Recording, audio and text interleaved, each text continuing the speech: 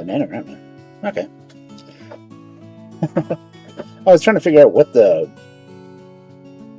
trivia question or answer was. But anyway, congrats on getting first pretzel. Thank you for coming in. I hope it's been a good day, and I hope you've had a good week.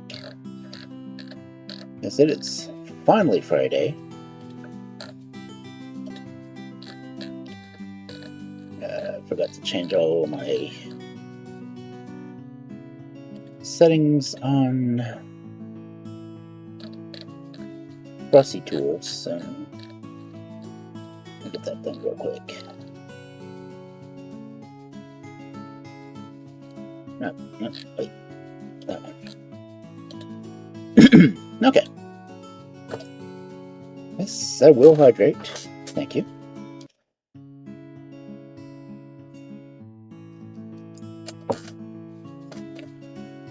And someday my cats will decide they want to be on camera again. At least one of them will show up eventually, I'm sure. But it is Friday, and I'm going to do some more of the Gypsy tales.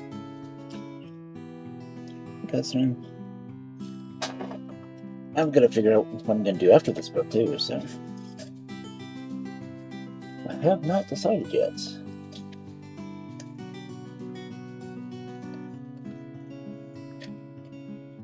So I could do some of the Russian folk tales I've got from Tolstoy. I can do Arabian Nights. I can't remember what the fourth option I put up last time was.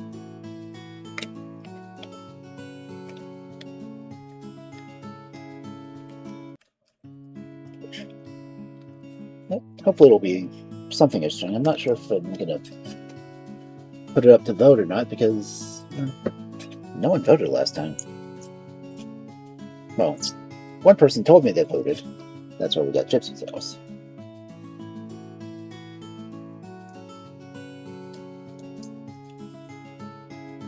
No, let's all see what comes up.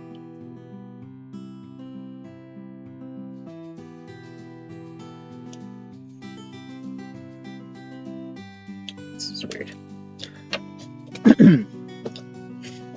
Let's see, 9:03. A little while before officially start, so.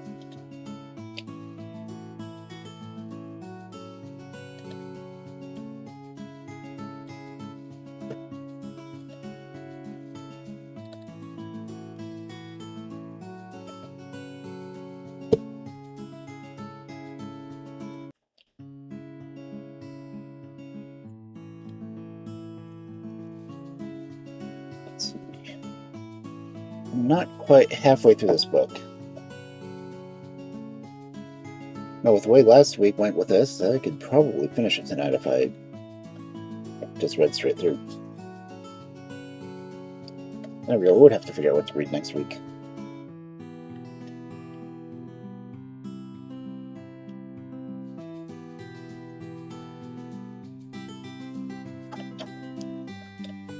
Let's switch up the screen.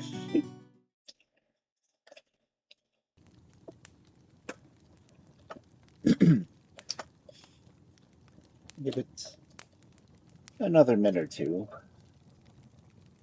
See if any of the other regulars show up.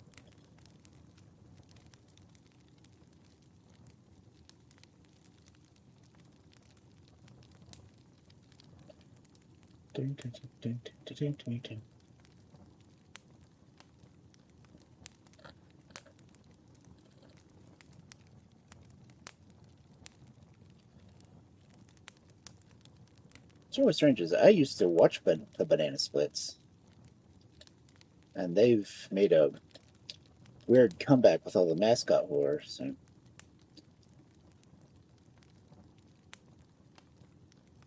I've listened to Bananarama. I didn't know about Roxy Music, so interesting stories there. So that's my scale so off.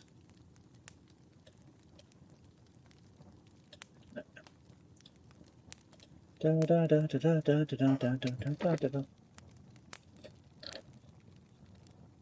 me check something real quick.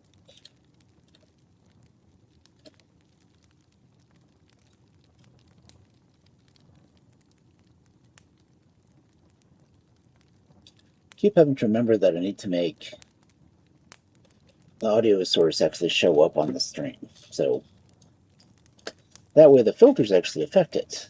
Because apparently they don't otherwise, which is why my sound has been off, apparently.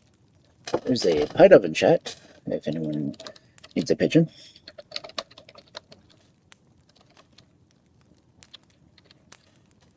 Pie of Skyrat, one or the other.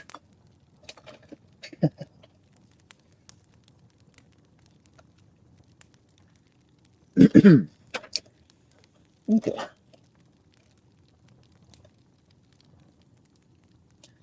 So, why am I still off center? It's weird.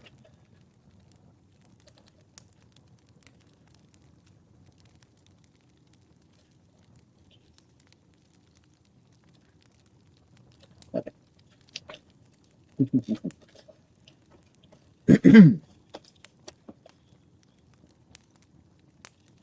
But our first story for this wonderful evening of folk tales: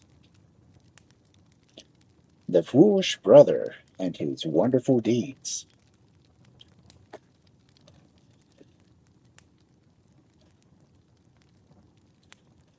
Check my audio just to make sure. Okay.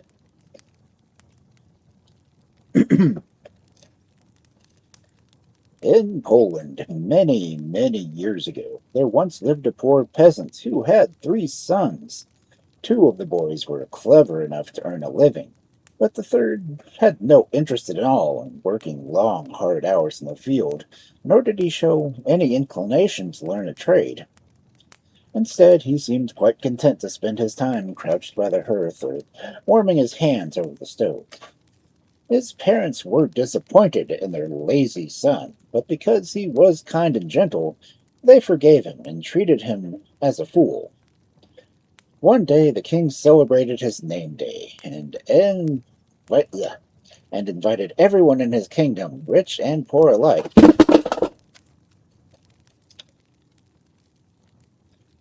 Okay, fairy tricks are already starting.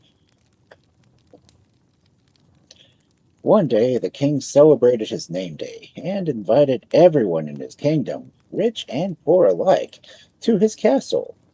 When the 2 older brothers were dressed in their best clothes and ready to set out for the palace, the youngest son also wanted to go along, but his mother forbade him to go. "Dear child," she said, "your brothers will go to the palace and mingle with the crowd. They will tell clever stories and they will laugh at other people's jokes. But what can you do? You know no stories. You hardly ever laugh. When a girl looks at you, you run the other way. No, dear child, you would make a fool of yourself." "Very well, mother," the lad replied. "If that is how you feel, I will not go to the palace today, but I will go sometime in the future, and no one will even know that I have gone." The poor mother shook her head. She had no idea what her son meant. She ascribed his muttering to the feeble-mindedness that she thought he had. A few weeks after the party, the king posted a strange proclamation on the palace gates. It read as follows: "My daughter, the princess, is now living in the second-story apartment of the tower that has no door. Whoever is bold enough and strong enough to reach her shall marry her and become heir to the throne." Well, nearly every eligible bachelor in the kingdom hastened to the tower, but no one managed to scale the wall. One day, the 2 brothers thought that they would try also. Hastily, they made ready and were on their way. "I'm glad, my boy," said the mother to the youngest son, "but you know better than to attempt such a feat. Please go to the well and bring me a bucket of water." The lad picked up the bucket and pretended to go to the well. Instead, he walked to a wild rose bush that grew near the edge of the forest. He picked up a stick and struck the bush 3 times. Instantly, a fairy appeared. Her head was crowned with hair of the purest gold, and her silk dress embroidered with spidery webs of silver thread. "What do you wish?" she asked.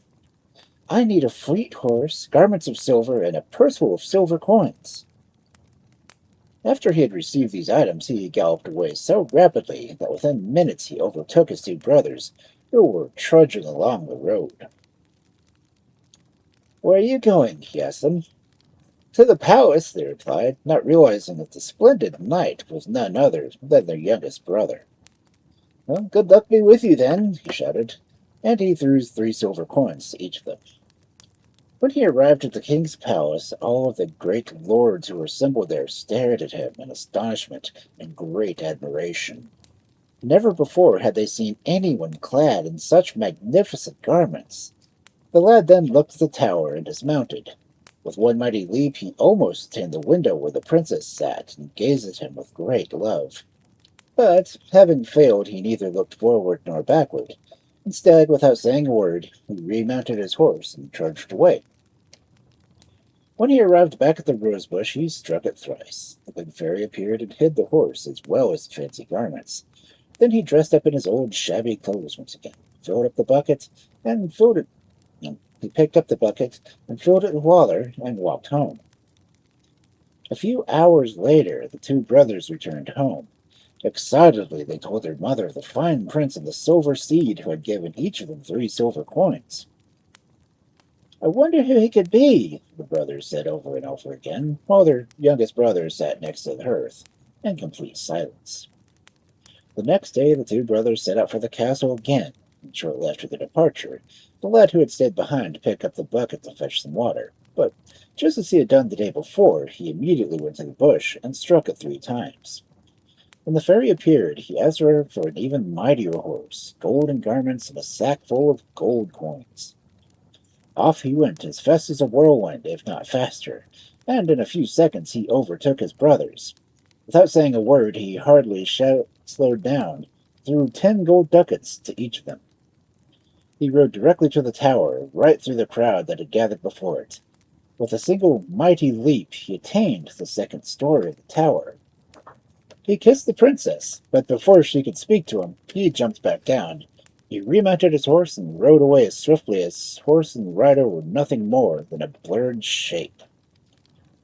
Arriving at the bush, he asked the fairy to hide the horse in fine clothes. Then he returned home, as was his custom, and squatted behind the stove. Late that afternoon, the two brothers returned, shaking with excitement. They told their mother what had taken place. The king was so furious that the prince had escaped that he offered a vast sum of money to anyone who will capture him.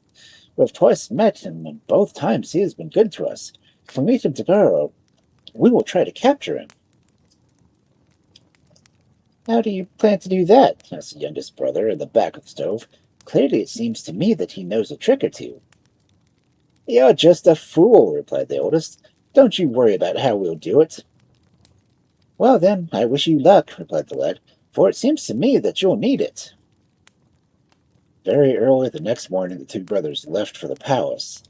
To the mother's amazement, the lad was also up, puttering around the kitchen. "I've never seen you get up this early," she said. "With all the noise my brothers made, I couldn't sleep. I think I'll go into the forest and gather some firewood." But instead of finishing this chore, he rushed back to the bush and struck it 3 times. "I would like a horse with the harness made of diamonds, garments made of rubies and emeralds, and a sachet full of jewels," he said to the fairy when she asked him what he wished.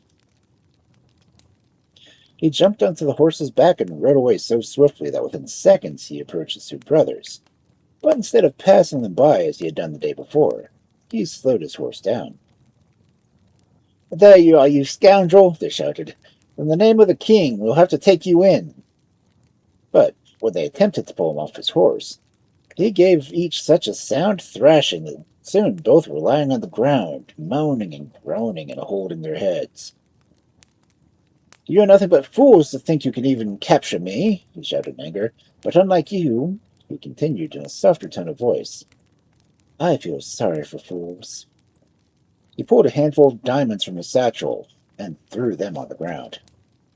Take that for your trouble, he continued, while riding off at fantastic speed. When he reached the king's city, the guards and noblemen tried to seize him, but they fared no better than his two brothers. He was much too fast and much too agile. With the greatest ease he leaped to the second floor of the tower, and in plain sight of all assembled nobles below, he kissed the beautiful princess. "Good prince," she said, "I don't know why you will not stay with me, but take this ring as eternal proof that it is you, and only you, to whom I will marry." He took the gold ring and put it on his middle finger. It fit so perfectly that he knew he would never be able to take it off. Below the tower, the king's guards had gathered, hoping to capture him as soon as he descended. The lad looked down and laughed. Then he shouted, "My friends, make no attempt to capture me, for even if you were as strong as oxen and had the wits of great wizards, you could never succeed." He jumped from the tower directly onto the back of his valiant horse, and a dazzling gallop, horse and rider, disappeared from sight. A few minutes later, he was back to the magic bush, returning to the fairy everything he had borrowed. Then, after having gathered some wood, he walked into the house and seated himself at his usual place behind the stove, and awaited the arrival of his brothers. "Our fool of a brother was right," the oldest proclaimed as soon as he entered. "The prince cannot be captured. When we attempted to seize him, he gave us a sound beating. But then, instead of being angry with us, he threw us a handful of the most precious and beautiful diamonds that we've ever seen." When the old mother saw the valuable stones, she was very pleased and happy, for she knew that they would provide enough money for the rest of their lives. "You must never go to the palace again," she said to her sons, and the brothers agreed, and never again, they added, would they try to seize the strange prince who had been so kind to them. In the meantime, the king was very upset that his daughter's suitor had disappeared. He decreed that all the noblemen of his realm must come to the palace that the princess might identify the heroic prince. Thus a feast was held, which lasted for 4 days and 4 nights. Each day different princes arrived, but the mysterious stranger never showed up. Then the king realized that he had erred in thinking that his prospective son-in-law was a nobleman of his kingdom. Therefore he commanded that a feast for beggars and poor country folk be held. "Everyone is invited," stated the proclamation, "no matter he be blind or lame." This feast lasted for 7 days, but the stranger did not appear. The king then sent messengers from house to house with specific orders to bring back to the palace the man that wore the princess's ring. He made it clear that he did not care who it was. Nearly a month had passed since this order had been given, and when the king's servants arrived at the house of the three brothers, when they saw the youngest brother sitting behind the stove in his dirty clothes, they asked him who he was and what he was doing there. "What difference does it make to you?" replied the lad. "Forgive him his bad manners," objected his mother. "He is my youngest son, and he is something of a fool." "No matter," replied the king's man. "We have orders to examine everybody." At last the lad came out from behind the stove. Indescribable was their astonishment when they saw that he wore the princess's ring. "So you are the mysterious knight," said the guards, shaking their heads in disbelief. "Come with us." The lad was brought before the king, still wearing his dirty shirt and tattered and torn cloak. The lord was hard-pressed indeed to believe that this was the same man who had performed such heroic deeds. But, as everyone soon realized, clothes can create their own impressions. For when the lad reappeared a few hours later, in a more becoming costume, he looked more dashing and handsome than any of the nobles in the king's realm.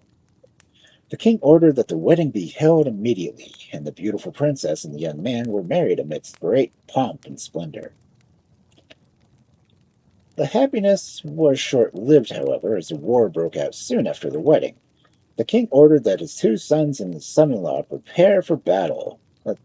The son-in-law set out first. After having ridden for some time, he came upon a lovely pond. He dismounted from his horse and amused himself by catching frogs. When the king's sons arrived with the army, they were horrified to see their brother-in-law playing as a child. Completely disgusted, they took leave and continued their way to the field of battle. But no sooner had his brothers-in-law and the army disappeared than he mounted his horse and rode to the magic bush. After striking it 3 times, the good fairy appeared. "This time I ask for a magnificent stallion and a sword which I can defeat an entire army," he said. Dressed in an armored suit of strong, shiny blue-gray steel, and riding a horse that seemed to fly, he soon overtook his brothers-in-law who were leading the army. "Where are you off to?" he asked his brothers-in-law, who did not recognize him. "To war," they replied. "So am I," he replied. "Let us go together." When they reached the field where the enemy was encamped, he attacked so vigorously that he appeared to defeat the army single-handedly. Then he returned his horse about, and before anyone could say anything, he disappeared, dirt and dust a cloud enveloping him. When the king's sons returned to the palace, they told their father not only of the amazing victory, but also of their brother-in-law playing with the frogs. "And where is my son-in-law now?" the king inquired, livid with anger. "Here," replied the lad, who had just returned to the throne room. "Your behavior has brought shame on my kingdom," the king said sadly. Then he turned to his daughter and reproached her for having married a man who so clearly was a coward. "Things are as they must be," replied his daughter. "We shall see," said the king. The next day, the king's sons did not go to battle. Instead, the king went himself, and he took his son-in-law with him. But before they had ridden a mile, the lad turned his horse around and rode in the opposite direction. "Coward!" shouted the king. "Never again will you enter my palace." When the king arrived at the field of battle, to his great surprise, he found the enemies already badly mauled and defeated. The enemy king, his head bowed, offered his sword in surrender. "What happened?" asked the king. "Your knight has the strength of 100 giants. He cut us to pieces single-handedly." "Where is he?" asked the king. "I must thank him and honor him." "He rests beneath that tree, for a wound was inflicted on him." The king visited the young hero, but did not recognize him as his son-in-law, for a visor was drawn down over his face. Blood gushed from a wound on his leg. The king took out a handkerchief embroidered with the crest of the realm and bandaged the knight's leg. "Who are you, my noble friend?" the king asked gently. "I am who I am," replied his son-in-law. "Well, even if you do not care to tell me, come to my palace and stay with me. You shall find welcome there for the rest of your life." "Perhaps I will do that," replied the young warrior. Then he mounted his horse and rode away. When he arrived at the palace, he lay down on his bed, for the wound on his leg was giving him considerable pain. Upon the king's return, his sons asked whether their brother-in-law had fought in the battle. "No," replied the king sadly. "He was not there. He is a coward. But a most noble knight cut the enemy army to pieces before I arrived. He was injured in battle, and I have invited him to stay at our palace." "Pray tell us, father." "Pray tell, father," asked the princess, who had overheard the conversation. "Did you, by any chance, bandage the hero's leg with your handkerchief?" "He has arrived, then!" exclaimed the king happily. "Take me to him at once." With great pride, the princess led her father to her husband's chamber. The king was speechless when he recognized the great hero, who was his own son-in-law. The lassie said, "What? Why did you not tell me it was you? Why did you want me to think of you as a coward?" "I did not want you to think of me as a coward, nor as a great warrior, nor as a fool. There is no virtue in vanity. It is told that I told you. It is as I told you in the field of battle. I am who I am, nothing more, nothing less. I do what I must do. I can do no more and no less." The king mulled over the strange answer for a long time, and if he learned anything from it, it was simply this: One should never be judged by the surface appearance alone, but by his real and deeper worth. Yay, a story with them all.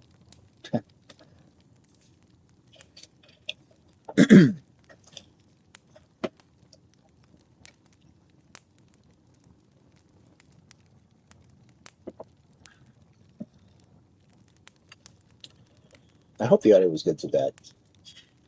Since looking down at the book, I can't really watch the meters.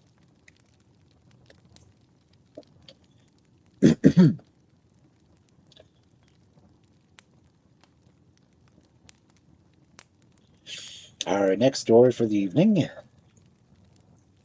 The Immortal Lad and His Strange Quest. As many years ago as there are stars in the sky, there once lived a king who was called the Red King. No one knows for sure why that was his name, though legend ascribes his title to his big red nose and the brilliant red velvet cape he liked to wear.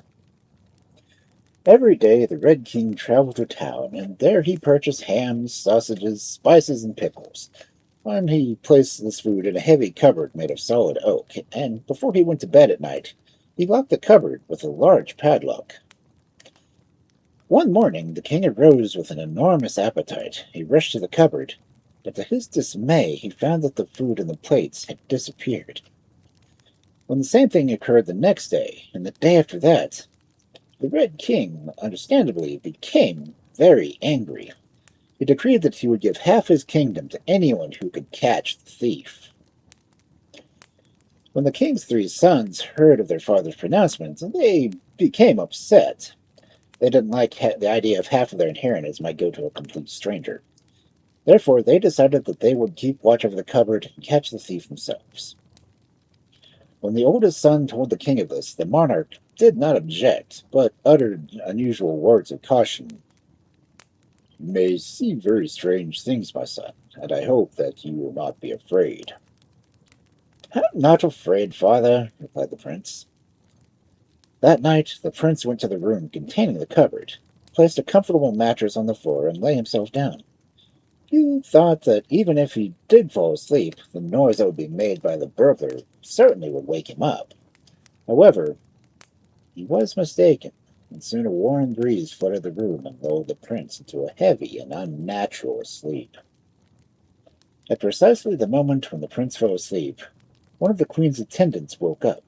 She sat up in her bed and turned a somersault.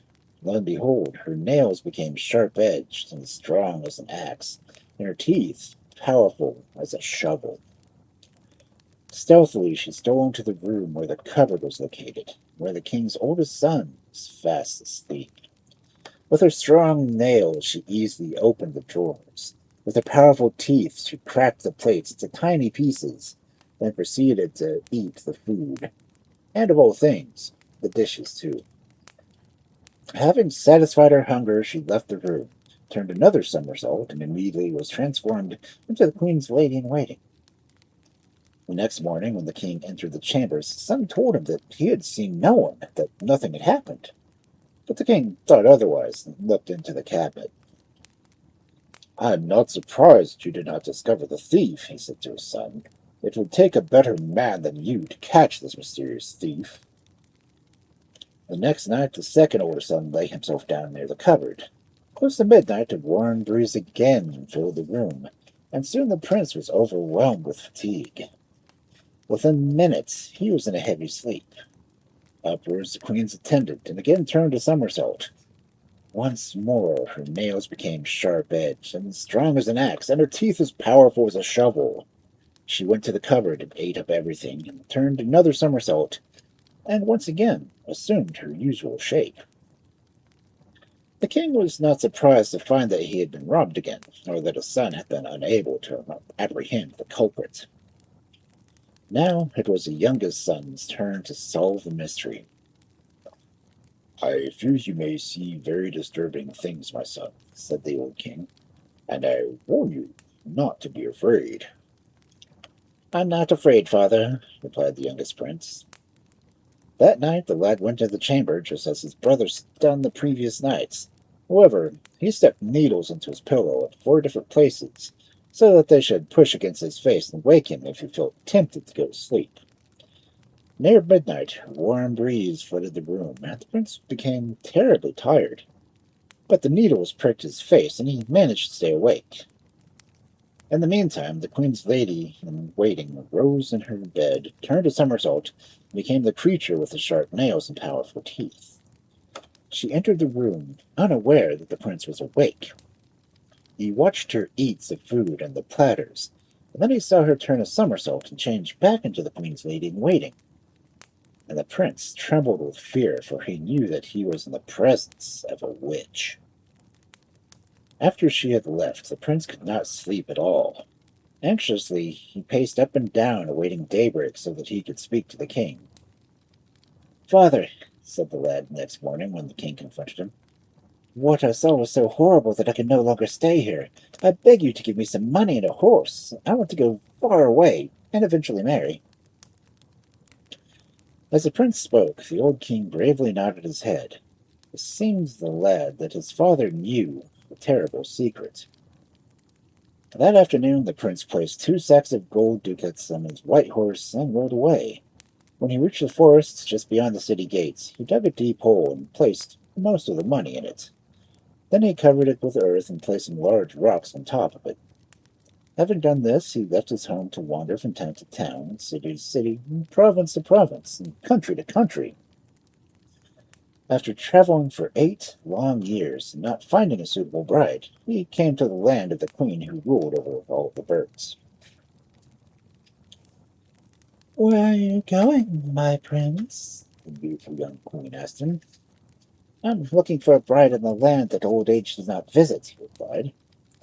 The queen smiled and said, "Old age does not visit here." "Why is that?" asked the prince. "Because before he can make an appearance, I have to whittle away all the wood of this gigantic forest." "Then I cannot stay here," the prince replied sadly, for he had immediately liked the beautiful and courteous queen. "One day you will have completed your task, and old age will arrive." He left the palace of the queen with all the birds, and journeyed 8 more years, until he came to the palace of Copper. And from the castle came a beautiful young maiden who said, "Welcome, young prince. I've waited for you for years and years." She took his horse and placed it in the stable and fed it oats. The prince spent the night there, but arose early the next morning. He went to the stable and saddled his horse and prepared to ride off. When the beautiful maiden saw that he was preparing to leave, she cried and asked him where he was going. "To the land where old age does not exist," he replied. "Then you should stay here," she said, "for old age does not come here." "And why is that?" asked the prince. "Because," answered the girl, "before old age may make an appearance, all these mountains and forests will have to be leveled." "Then this is not the place for me," said the prince, "for surely the mountains and the forests will be leveled one day, and old age will arrive." After he had ridden for some time, the prince's horse turned to him and said, "Master, we have now reached the plains of regret. If you notice me slowing down, spur me on. Otherwise, regret will seize us and cast a spell, and if he does that, we will not escape from this world." As they rode on, sadness overcame the prince, and the horse slowed down to a walk. The prince remembered the horse's instructions, and with extra effort he forced the animal forward. At last they came to a hut, and the prince dismounted and entered a shabby cabin. Then he saw a young man sitting in a rocking chair, smoking a pipe. "What are you looking for, young prince?" said the lad. "I seek the land where old age does not exist," replied the prince. "You have reached the destination," replied the young man. "Old age will never visit my realm." "And who might you be?" asked the prince. "I am the wind," replied the lad. "You have left the land of mortals far behind." The prince replied, "If you will have me, I shall remain here forever." He stayed there for many years, and to his great surprise, he grew no older. Each day the prince watched as the lad left the hut and went hunting in the mountains of gold and silver. One day the wind noticed that the prince seemed very restless. If you must leave here, he said to the prince, make sure that you go no further than the mountains of gold and silver. Under no circumstances are you to visit the Valley of Regret, even though it may appear to be more beautiful than the rest of the countryside. The prince did not heed the wind's advice. Thinking that the Valley of Regret would contain the most marvelous wonders, he headed straight for it. No sooner had he reached there than grief cast him down. He wept and wept until his eyes were red and he had no more tears to shed. Though he felt sad, he also felt quite well. He realized that for the first time in many, many years, he had experienced mortal feelings. He returned to the realm of the wind, feeling lonely and lost. He thanked the wind for his kindness and hospitality, but informed him that he had to return home to his father. Then the wind replied, have you forgotten that you stayed in the land where your old age does not exist? Do not go home, good prince, for your father and your brothers are no longer there. 1,000,000 years have come and gone since you first arrived here. Even the place where your father's proud castle once stood is no more. It is a field grown over with fruit trees and with vegetables. I know this for sure, for less than an hour has passed since I have been there. But the prince once again felt all the feelings that human beings felt, and he did not believe with the wind. He mounted his horse and rode away. Within a few hours he reached the Copper Palace, and noticed that the mountains and the forests had been leveled. When he entered the palace, he saw the middle-aged lady cutting away at a stick of wood. Oh, you have returned, she said, but it is too late. Old age is nearly upon me. It is too late, replied the prince, for I have whirled away 1,000,000 years, not on this earth, as I should have done, but in the realm of the wind. Now I regret that I did not choose to live as mortals are supposed to live. That is true, good prince, replied the princess of the Copper Palace. I bid you farewell. A few hours later, the prince arrived at the palace of the Queen of all the Birds. He noticed that the gigantic forest had nearly disappeared. Only a few trees were left standing. In the palace, he found a middle-aged woman instead of the radiant young maid he had met before. So, you have returned, she said when she saw the prince standing at the door. As you can see, it is too late, even though you are still as young and handsome as when you were here last. Tell me, prince, she continued, are you happy that you have retained your youth? Indeed not, he replied. I am overwhelmed with regret. I'm sad, and I thought it unnatural that I did not live my life as other people do. It is too late for us, the princess said, for old age is nearly upon me. He realized that she was telling the truth, for no more than 50 sticks were left for her to whittle away. On he rode, and at last he arrived at the place where his father's palace had stood. But now there was no palace. There were wide fields speckled with fruit trees and vegetable patches. He walked over to a well that he recognized as the same one he used to locate in the courtyard. He knelt by it and gazed into the water. Just then, the strange creature who had eaten all the food in the plates from her father's cupboard rose from the well. It has been a long, long wait, O prince, she wailed. But you could not do otherwise. To be free from my curse, I had to wait 1,000,000 years for you. Saying that, the witch disappeared. As he wandered about the orchard, the prince noticed an old man. Tell me, my good man, said the prince, where is my father's palace? Who might you be? Asked the old man, scratching his head. I'm the son of the Red King. The old man looked at the prince in utter disbelief. I have no time for fools like you, he said at last. Everyone around here knows the story of the haunted castle, but the castle existed more years ago than there are stars in the sky. Nothing remains of the castle nor of the great city. Surely you can see for yourself that nothing is here. So do not play me the fool and tell me that you are the Red King's son. Then follow me, said the prince, and I shall prove to you that I'm telling the truth. For many hours he searched the mound where he had buried the money. Then he found it. He saw that it was covered with moss and ferns. Carefully he dug until he hit some stones. He lifted them and tossed them aside until he came upon the chest containing the gold ducats. "Look at these," said the prince, handing some of the gold coins to the man, "and tell me where they come from." The old man turned the coins over in his hands and held them close to his eyes. Never before had he seen money of such ancient mintage. While the old man was mumbling to himself and shaking his head, the prince bent over the chest and removed some more old coins. Then he noticed the old age sitting in the pit. "You have come home at last," said old age, "and now you are like all other mortals." "I'm grateful that you are here," said the prince. "Take me with you." And old age and the prince walked off into the unknown. The old man, who had not seen old age nor heard the conversation, was astonished that the prince had disappeared.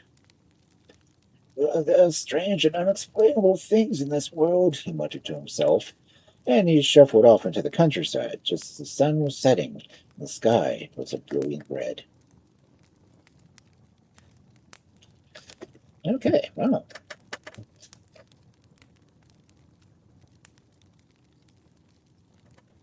I think I've read at least two different versions of that story. 18 minutes. Let's do another. The Rich Brother and the Poor Brother. Once there were two brothers. One was very rich and the other very poor. One day the two set off together to visit their father, who was living in a distant village. After having walked for several hours, the rich brother suggested they stop for some refreshments. They found a large shade tree, and the two settled themselves at the base and made themselves comfortable. The rich brother then took out a long, crusty loaf of fresh baked bread and began to eat. The poor brother, who had nothing to eat, asked for just a tiny bit of bread.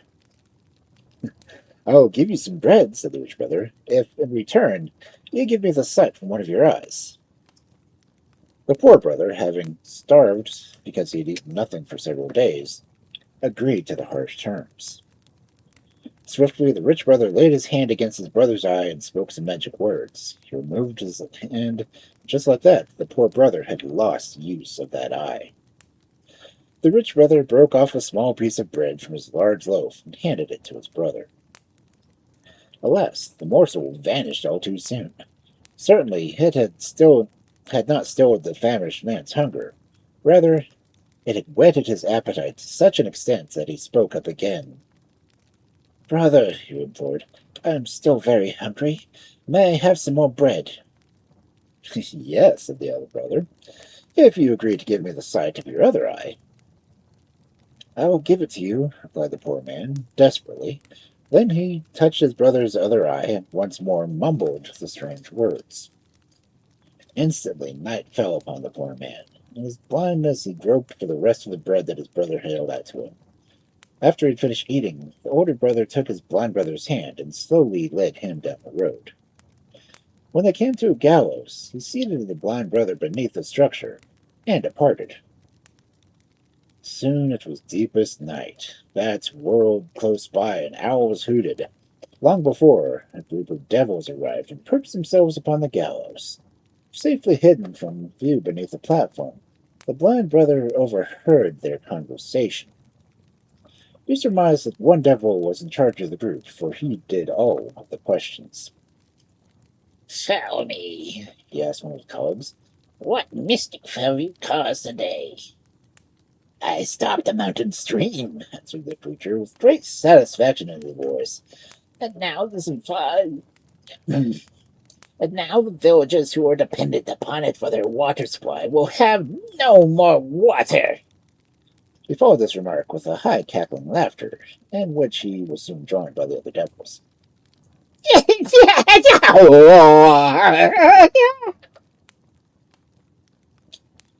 "And you," the leader said to another devil, "what mischief did you cause today?"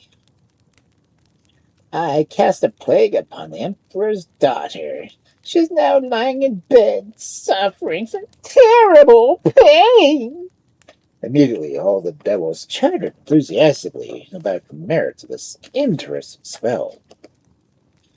At last, the chief devil interrupted the turmoil and asked one final question. What about you? He said. What have you done to cause misery and mischief among the humans?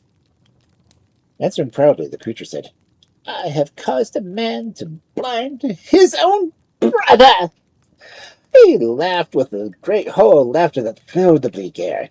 And to think, he continued in a cackle, that humans are so foolish. Why, the blind fellow had to do is wash his face in the brook that flows nearby, and his sight would be restored to him. And, screamed another devil, all the villagers have to do is climb up the mountain cave and push aside the boulder I've placed there. The stream will then flow again. But it is as you said. Human beings are just too stupid to think of simple things like that. It is true they are foolish beyond imagination, shouted the third devil. For the emperor has to do is take his daughter well again, is remove the toad I placed beneath the princess's bed, and put it in her bathwater. Then they joked about the pranks, and they all played at other times, and praised themselves and commented on their cleverness for outsmarting human beings. They roared with laughter, and they cackled with delight until they heard the first crowing of the cock. This was their signal to leave. Quickly they bade each other farewell, then departed, rushing off in all directions. For some time the blind brother remained beneath the wooden structure, for he wanted to be sure that the evil creatures had really left. When he felt the sun's warmth, he mustered up his courage and crawled out from beneath the gallows. Feeling his way along the side of the road, he stumbled upon the little brook the devils had spoken of.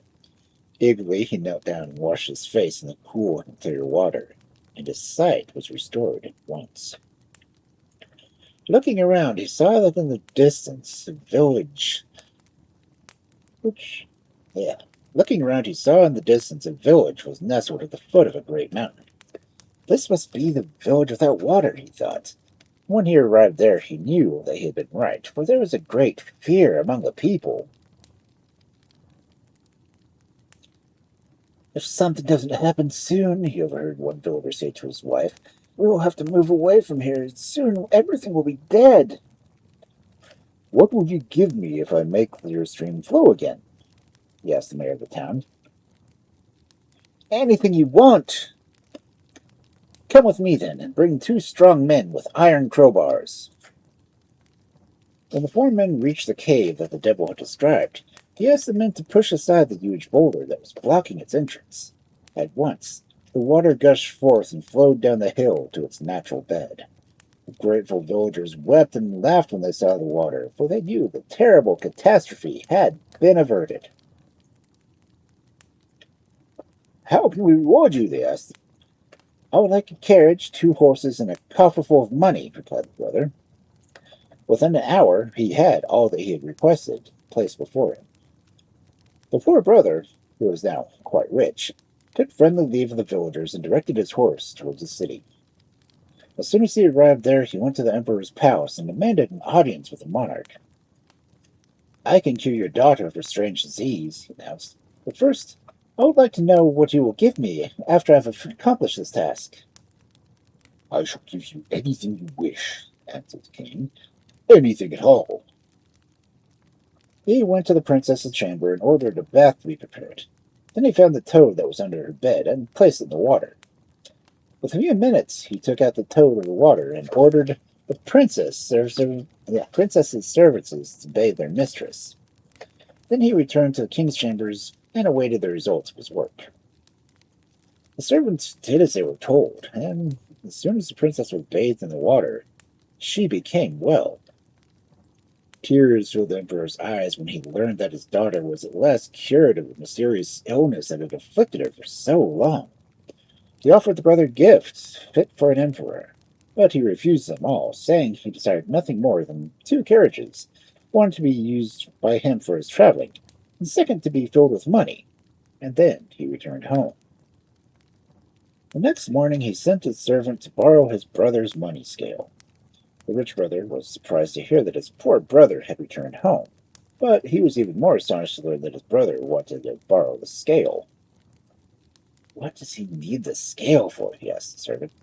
Why, to measure his money, of course, she replied.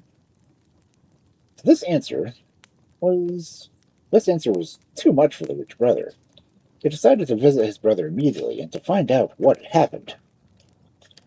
Well, brother, he said, you're a rich man now, I understand, but tell me, he continued while gazing enviously at the huge sacks of money that were sitting in the room. Where did all this come from? I obtained some secret information, replied the brother, and this is the information that led to my wealth. Where did you get this secret information? Said the brother briefly. Why, the very spot where you left me, he replied. Come, pleaded the rich brother, you must take me there immediately and show me. All right, the other agreed, but you will have to do everything as we did the other day. Oh, we shall, repeated the rich man. They both set off at once, only this time the poor brother was carrying a loaf of bread. After having traveled for some distance, they sat down for refreshments. The poor brother took out the bread and began eating. Please give me a bit of bread, pleaded the rich brother. If you will give me the sight from one of your eyes, said the other. Agreed, said the rich brother. The poor brother touched his eye with his fist, spoke some words, and at once the rich brother lost sight in that eye. And he gave him a small piece of bread. When he finished eating that, he asked for some more. If you will give me the sight of your other eye, came the reply. I will. And the poor brother touched the other eye, mumbled some words, and night fell upon the rich man. The poor brother led him slowly to the gallows, and after he placed him underneath the structure, he left. At midnight, the group of devils appeared. They perched themselves on the gallows and began to talk. The chief devil interrupted their conversation with questions. Tell me, he asked one of his troop, what did you do to cause mischief among humans? Shh, said another. Don't answer. Last week when we sat here, a blind man was hiding beneath the gallows and heard everything we said. First he cured himself. Then he produced water for the thirsty villagers. And finally he even restored the emperor's daughter to perfect health.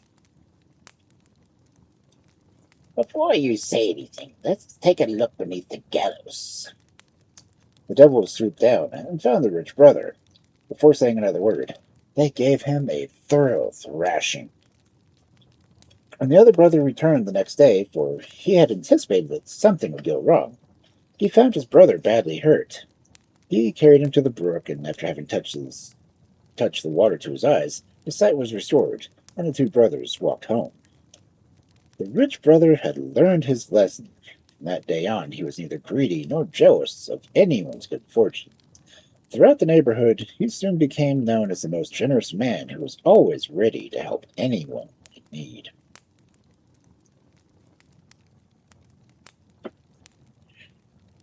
And it is almost time for ads, so this is a good place to pause.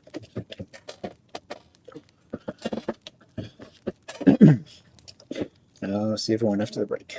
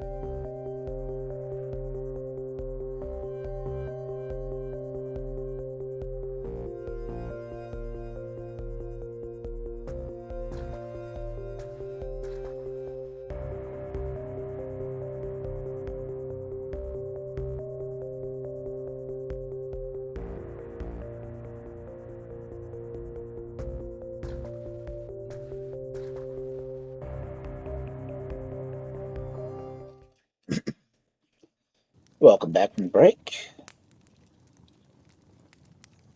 I hope everyone got a drink or stretched, rested up a little bit more.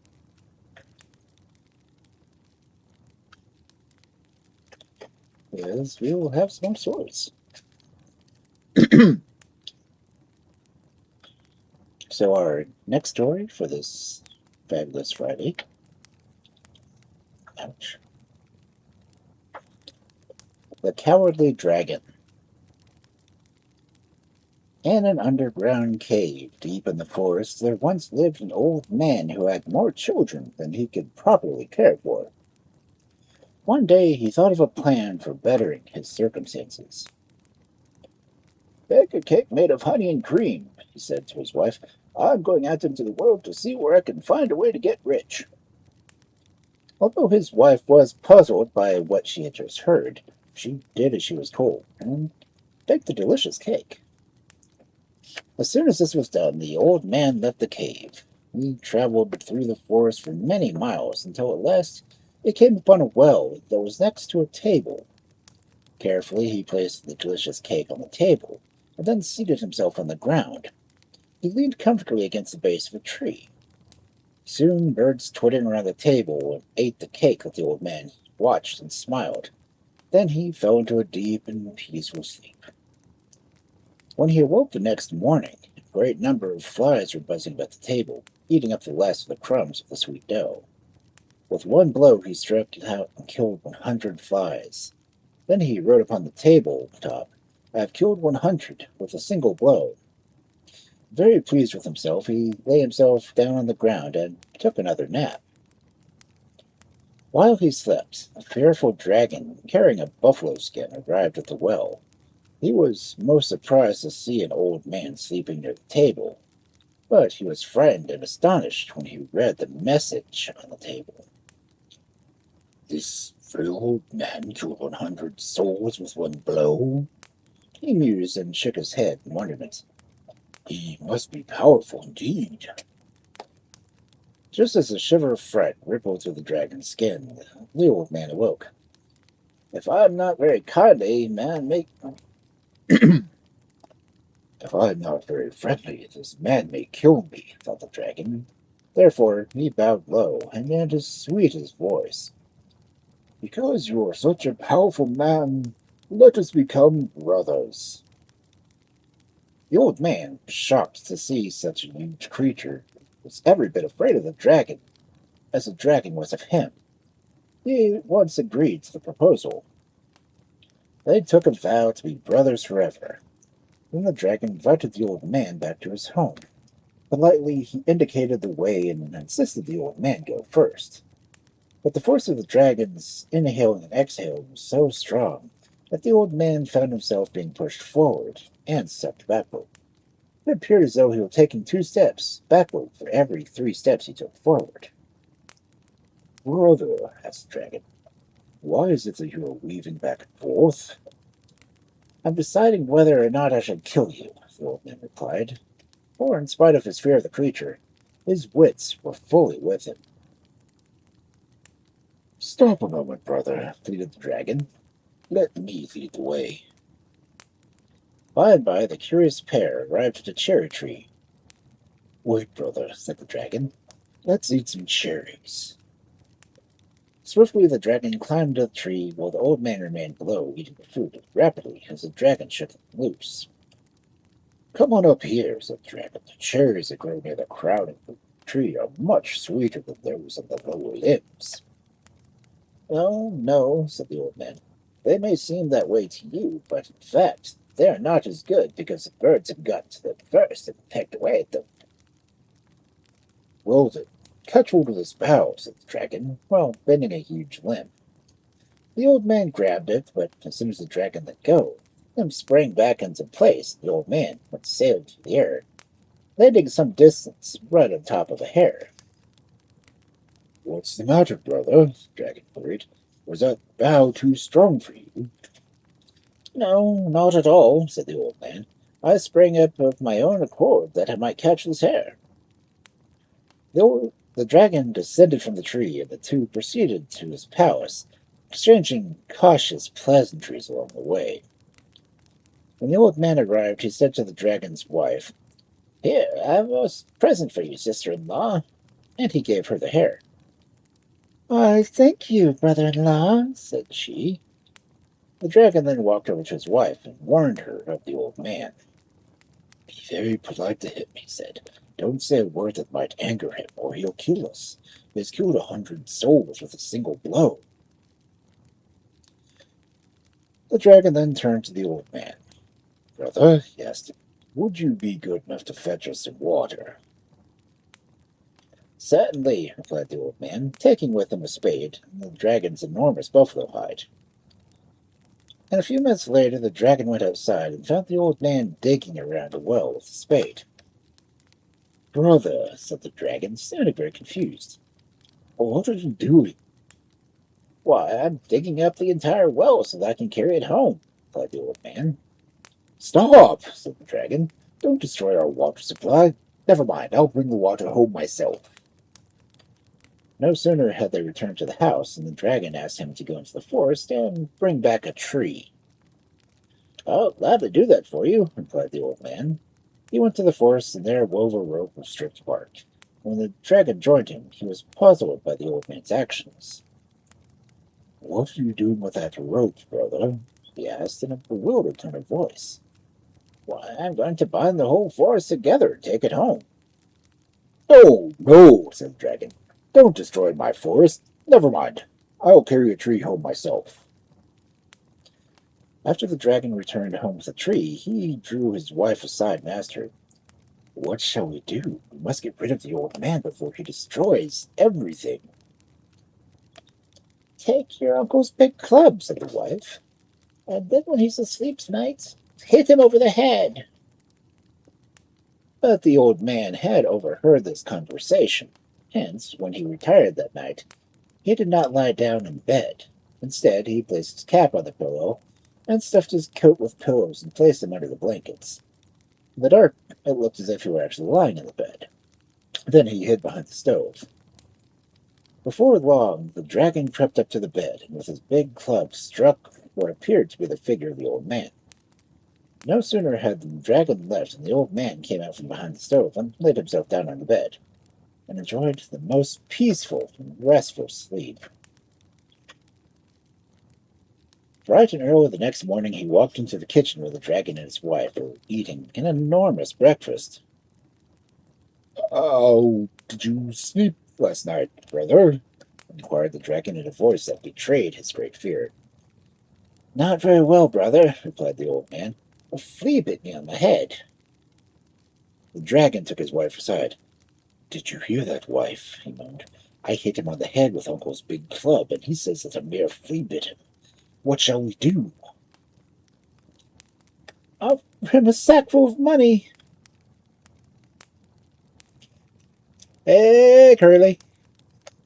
Welcome in."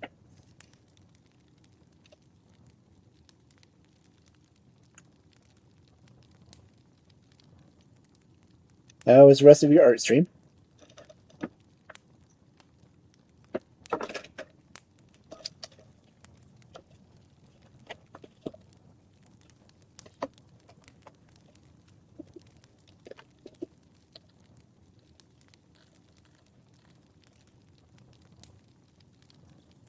Hey, Curly.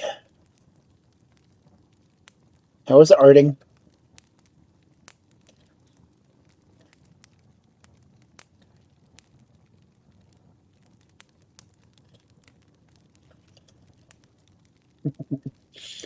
I went and watched a bunch of the Moxie comics.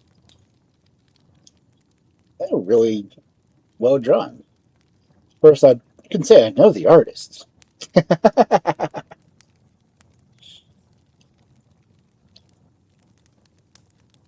You're sleepy? Well, go sleep. After all, 72-meter tall curlies do need sleep occasionally. No problem. I hope you have a good sleep. And thank you for bringing people in. including me, because I was still lurking. Well, thank you. As I said, get some good rest.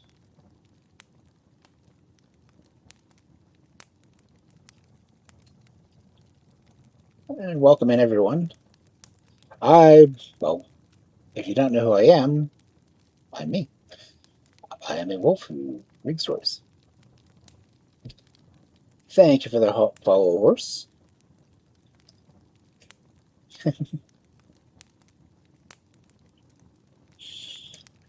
Glad you followed. And thank you, everyone else who came in with Curly.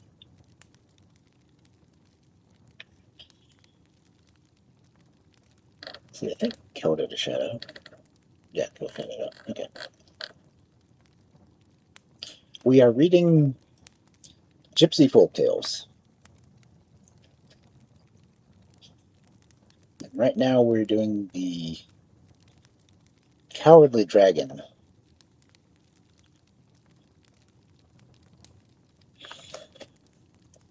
So I think it's only got a little bit left of this one. We won't get another full story. No. Feel free to settle back if you need to do after stream care or need to raid and run. By all means, you're allowed to. If you just want to lurk, feel free. I do have the Pokemon game going on, so.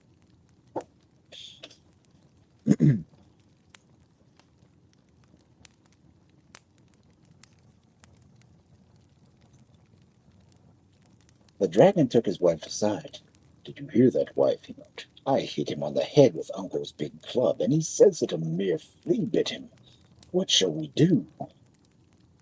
Offer him a sackful of money, replied the wife, and he'll probably go away. Brother, asked the dragon, if I give you a sackful of money, will you go away? Yes, brother, I will, said the old man. Quickly, the dragon and his wife filled a huge sack with money and gave it to the old man. Here's the money, take it and be off, said the dragon. It is only right that you deliver the gift yourself, said the old man, who was incapable of lifting the heavy sack. After all, isn't that what I did when I brought your wife the hare? You're absolutely right, said the dragon, who was more anxious not to upset his guest. He placed a huge sack upon his back, and the old man directed him through the forest to a place near an underground cave. Stay here. Stay here, said the old man to the dragon. I must go ahead and tie up the dogs, otherwise they'll tear you to pieces. The old man then entered the cave and ordered his children to shout, Mother, mother, father's back, bringing the dragon with him. We'll eat it for dinner. When the dragon heard these cries, When the dragon heard these cries, he quickly flung the sack of money down and fled for the forest. He raced along, and he met a fox. Where are you flying to, dragon? Asked the sly animal. Home, home, or the old man will kill me. What? Laughed the fox. Why, he is so weak, even I could kill him. Come with me, and I'll show you. Thus having quieted the dragon, the little fox led him back to the old man's cave. When the old man saw the pair approaching, he realized the fox must have told the dragon that he had been tricked. Immediately he made his children shout, Mother, look! The fox is bringing us a dragon just as he promised he would. When the dragon heard those words, he was convinced that the fox had betrayed him. Angrily, he pounced on the sly creature and killed him. Then he ran back to the heart of the forest and was never heard or seen again. As for the old man, he went to town and bought his family a horse and carriage, a fine house, and many oxen, cows, and sheep. He made his land productive, and never again did he have to fear that he and his family might starve.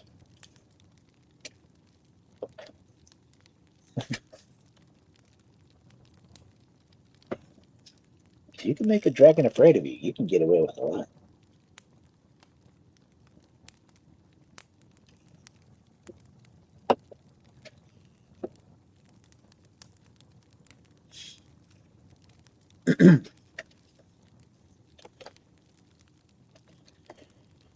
So our next story The Prince and the Kindly Rabbit. Long, long ago there lived a king who had 3 sons. Even though his realm was not large, the king was very wealthy. In his garden there grew an apple tree that bore fruit made from solid gold. For many years no one but the king knew of the existence of this magic tree, and thus he lived without fear, for he knew that his fortune was secure. Late one summer day, the king noticed that several of the golden apples were missing. That afternoon, just before sunset, he went to the garden and counted the golden fruits that were hanging on the branches. The next day, he counted again. To his dismay, he discovered that still another apple was missing. For an entire week, he checked the tree, and each day that he found one more apple had disappeared. This upset him by turn of events, and the king called his 3 sons into his chamber and told them what had happened. "Father," said the oldest, "I'm going to watch the golden apple tree all night. If the thief appears, I'll surely capture him." The son went to stand guard, and after a few hours of waiting, he felt so sleepy that he could not stay awake. As soon as he closed his eyes, a golden bird appeared and plucked one of the apples from a branch and flew away. The next morning, the king counted the apples, realizing that another one had been stolen. "Let me try tonight, father," said the second son. The king agreed, but this lad was no more fortunate than his older brother. Having seated himself beneath the tree, he too fell fast asleep, and once again the golden bird appeared and flew off with another apple. "What good are you?" questioned the old king when he discovered the theft. "Why is it so difficult for you to stay awake to catch a thief who is robbing us from our income?"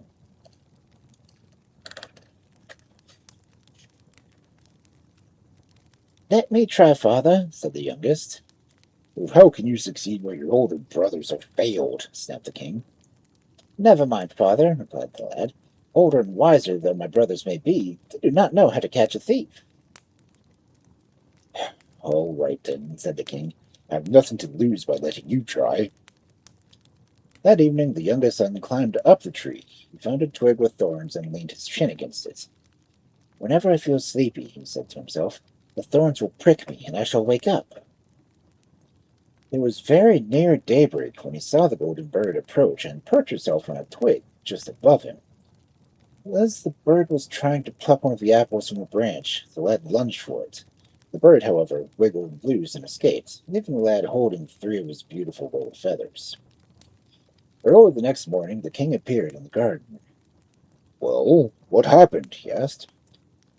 "I was unable to hold on to the culprit," replied the prince, "but it did prevent his stealing any more precious fruit." He showed his father the beautiful gold feathers.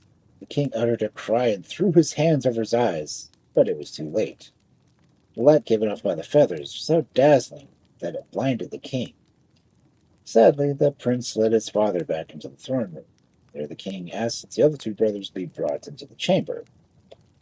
The king then said to his oldest son, "The only way I can regain my sight is if you capture the bird. I bid you go forth into the world, find the bird, and bring it back to me." The same day the oldest prince made preparations to leave. He asked that a magnificent Arabian horse be saddled for him. Then he put 2 sachets of gold ducats in his pocket and rode away. After several days he came to a lonely country inn that he had never seen before.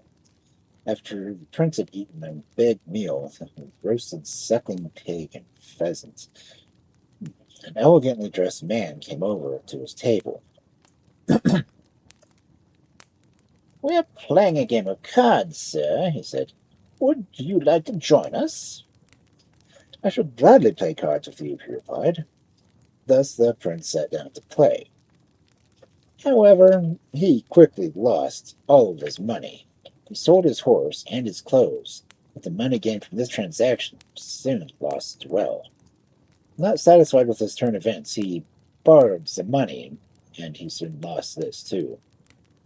"Yeah, well, sir," said the elegant-clad man, "since you cannot pay your debts, we will have to throw you into jail."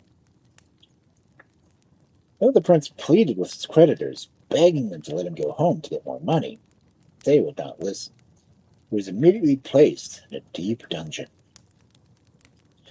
After 6 months had gone by, the prince had not returned. The king asked his second oldest son to go in search of the golden bird.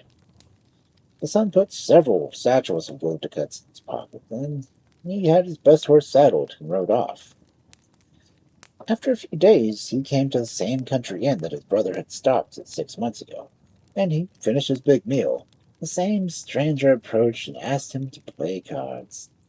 He fared no better than his brother had. Within an hour, he had lost his money, his horse, and his fine clothes. The same night, he too was thrown into the dungeon.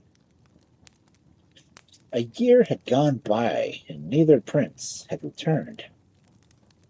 "It's my turn to go," said the youngest son to his father one day. "I don't know if I should permit it," replied the monarch. "How can you succeed where your older, wiser brothers have failed?" But the youngest son refused to be talked out of his mission.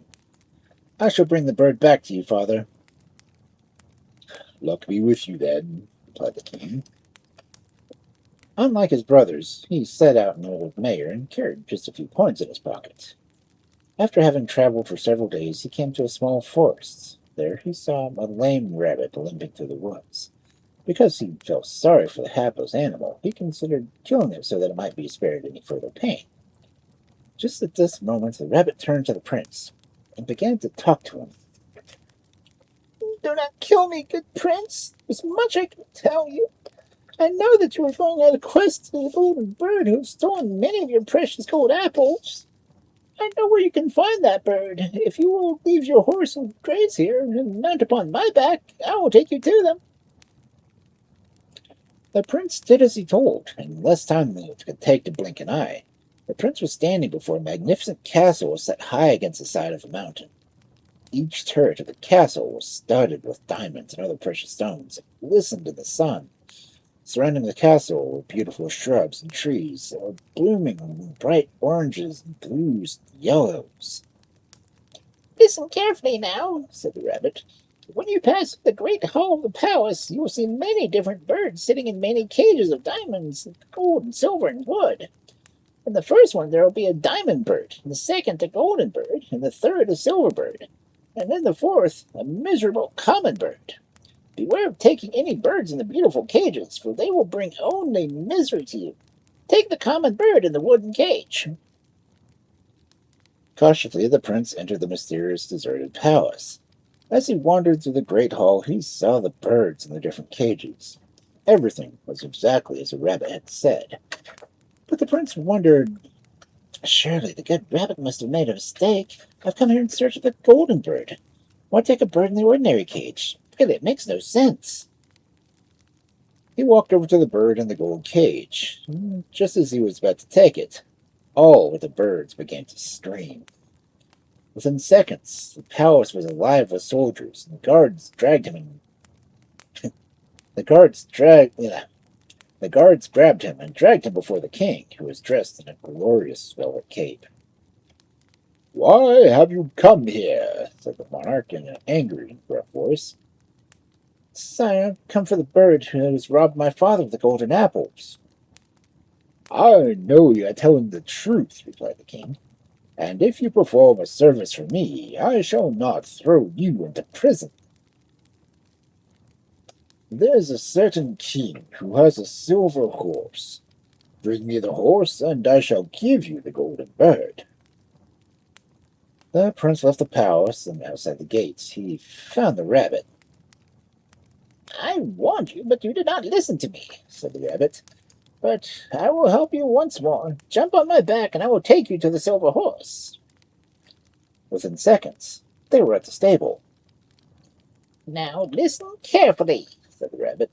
"You will see beautiful silver and gold horses. Under no circumstances are you to touch them. Instead, walk to the end of the stall, and there you will see a miserable old horse. That is the animal you must take." The prince entered the stall and immediately was confused. "Didn't the king say to ask for a silver horse?" he mused. "Why should I bring this shabby old mare? The rabbit must have made a mistake." He walked over to the silver horse and tried to mount it. Instantly, the stable was filled with soldiers, and the prince was arrested. He was brought before the king, who asked, "What are you doing here?" "Sire, I came to steal your silver horse because your neighboring king has promised to give me the golden bird if I deliver the horse to him." "I shall give you the horse myself," said the king, "if you can bring me back the princess with the golden box." The prince left and found the rabbit outside, who was now very angry with him. "Why don't you listen to me? Why won't you do as I tell you?" "From now on, I promise to do exactly as you say, no matter how strange it may seem to me," said the prince. "But please, help me once more." "All right," said the rabbit. "I will take you to the princess, but this is your last chance. You must do exactly as I say." Before the prince could even thank the rabbit for being so helpful to him once more, he found himself inside the palace with golden walls. "The princess's room is over there," said the rabbit, pointing to a door that was carved out of a diamond. "Eat with the princess and entertain her. Late at night I shall come back for both of you. But until I arrive, you must not let her persuade you to leave the room, no matter what happens, no matter what she promises you. Do you understand?" "I shall do as you say," said the prince. As he entered the room, the princess rose to greet him. Her hair flowed as if it were pure gold. Her eyes were as blue and as sparkling as the deepest sapphires, and her lips were as red as a ruby red rose. She was, indeed, the most beautiful girl the prince had ever seen, and thus he immediately fell in love with her. There was only one thing that did not seem right. The princess never looked directly into the young man's eyes. Whenever he spoke to her, her eyes drifted away. She seemed to be gazing at something in the distance which the prince could not see. After a few minutes with her, the prince realized that the princess was under some mysterious spell. About half an hour after the prince had entered her room, the princess suggested that they take a stroll through the rest of the palace. As they approached the door, the prince remembered the rabbit's warning, and he also remembered how badly things had turned out when he had disobeyed the creature's instructions. "Let's eat something first," said the prince, hoping to gain some time. They sat down. The prince ate soup, pheasant and grouse and ham and suckling pig. Finest food and dessert. I should not be reading this. I'm hungry," expressed the suckling pig. Oh. In the meantime, the rabbit had gone to the stall. He hobbled down where the miserable old horse was eating hay. He jumped on its back, and instantly the animal was turned into a magnificent silver steed.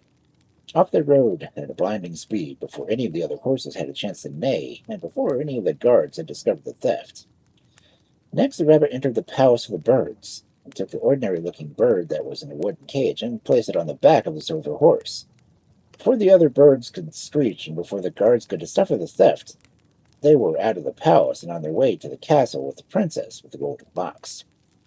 As soon as the bird was out of the castle, it transformed itself into a golden bird who had stolen the fruit. Quickly, the rabbit hopped into the chamber of the golden-haired princess. It was not a minute too early.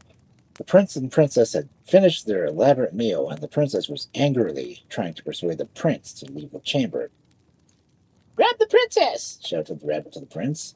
"Run through the hall as fast as you can, then jump on the horse you will find outside. There's no more than a minute left before this palace disappears forever." The prince did as he was told. Just as they reached safety outside, lightning struck, and the earth trembled. A vast cleft appeared in the land, and the castle crumbled into dust and disappeared into the vault. "Where am I?" asked the princess, as if in a dream. "You shall become the wife of this prince," replied the rabbit. "But first we have work to do, and we must do it off." It seemed that within seconds they were all at the small forest where the prince had first seen the rabbit. Grazing in the field was the old mare he had ridden when he left his father's palace. "Take your princess and the gold bird and return to your father's castle," ordered the rabbit. "What about you?" asked the prince. "You must come and live with us." "I cannot do that," replied the rabbit. "At least tell me who you are," asked the prince. "I cannot do that either," replied the rabbit. But now ask no more questions and be off. They bade farewell to each other and rode off in different directions. The prince, the princess, and the golden bird towards the castle of the blind king, and the rabbit on his silver steed into the forest. As soon as the prince had given the bird to his father, the king regained his sight.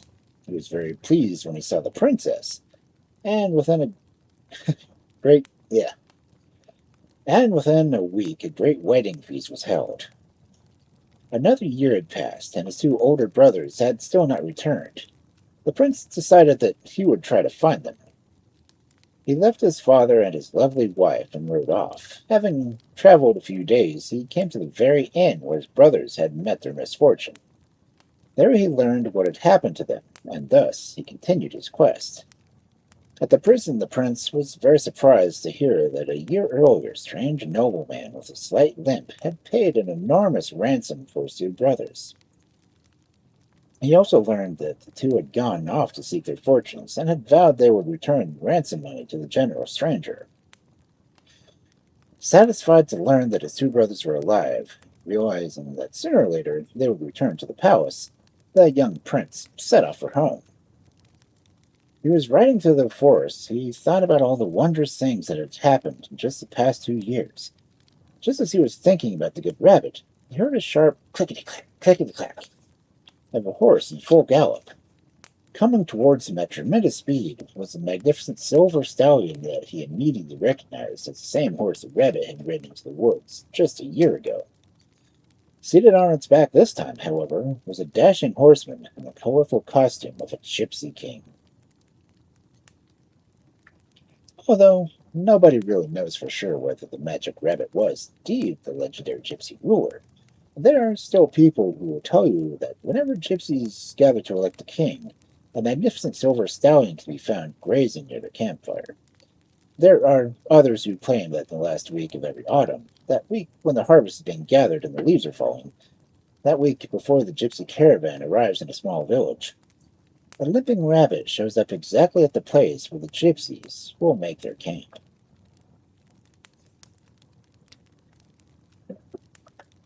Interesting.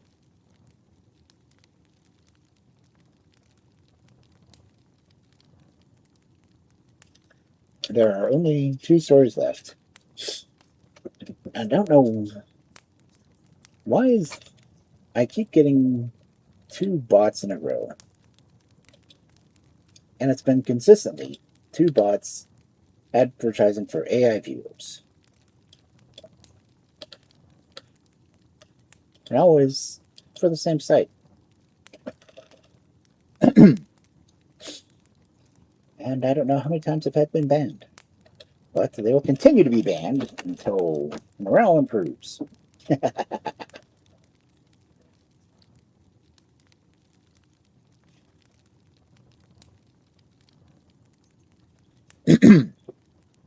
Anyway, our next story.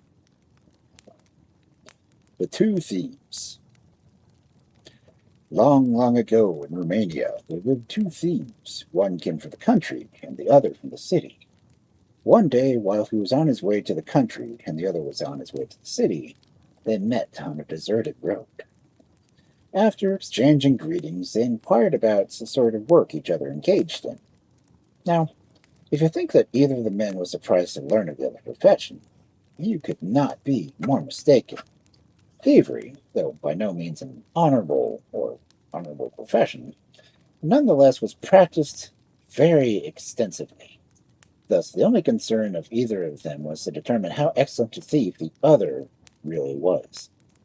Thus, one said to the other, "If you are really such a good thief as you claim to be, let me see you steal eggs from under that crow sitting up there on its nest." The thief agreed to the challenge, and swiftly and expertly he climbed up the tree. So deftly did he place his hand under the bird that the crow did not feel a thing. But what the thief did not realize that while he was stealing the eggs, the country thief was stealing his breeches. When he descended from the tree, he noticed what had happened. He said with a grin, "I see you're as every bit as good a thief as I am. Let's become blood brothers and practice our profession together." He literally stole the pants off of him. That's hilarious. Since both were desperately in need of money, they decided to rob the king's treasury. They waited till the sun was setting, then nimbly climbed to the roof of the palace. After having looked through a number of skylights, they at last found the treasure chamber. Directly below them were barrels upon barrels filled with gold coins. Quickly, they lowered a rope into the chamber, and while one thief descended into the room and filled a large bag with glistening coins, the other stood watch on the roof. Nobody saw them come in, and nobody saw them leave. But thus, within minutes, the thieves, their loot in hand, made their way to the nearest town. The next day, just before noon, as was his custom, the king went to his treasury to count his money. He counted and counted and recounted, but no matter what technique he used, more than 2,000 coins were missing. Angrily, he turned to the guard who stood watch outside the treasure chamber. "Who has entered this room since I was here yesterday?" he snapped. "No one, my lord," replied the guard. "Impossible," said the king, and off he went to the prison, where an old thief was held captive. "Old thief," he said, "someone has broken into my treasure chamber and stolen more than 2,000 pieces of gold. However, the guard told me that no one has entered, and nowhere can I find a hole in the wall." The old thief thought for a while, then he said, "There must be a hole somewhere, great king, only you don't see it. Have a small fire built in the treasure chamber and watch where the smoke escapes. This will be the place where the thieves entered. When you have found the opening, come back here, and I will tell you what you must do." "I must catch the low pony, Kuzincha."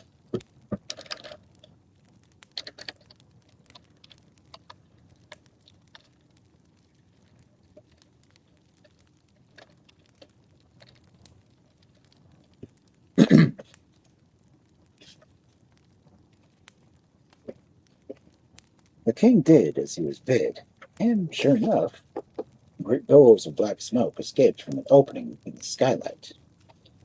When he told the thief of the discovery, the old thief said, "Do not repair the window, great king, for certainly a thief will return. But what you will, and that will be your opportunity to trap him. Have a cask of the heaviest molasses placed beneath the opening. When the thief descends, he will be stuck in the vat." While these preparations were being made to trap the thieves, the two scoundrels were sitting in a country inn feasting on a large leg of lamb and discussing their next move. "You know, friend," said one to the other, "there is a great fortune in that treasure chamber. If we move fast enough, we can take some more of the gold before the king realizes that anything's missing." Hence, that very same night, the two thieves were once again on the roof of the palace. The city thief thick, The city thief quickly lowered himself.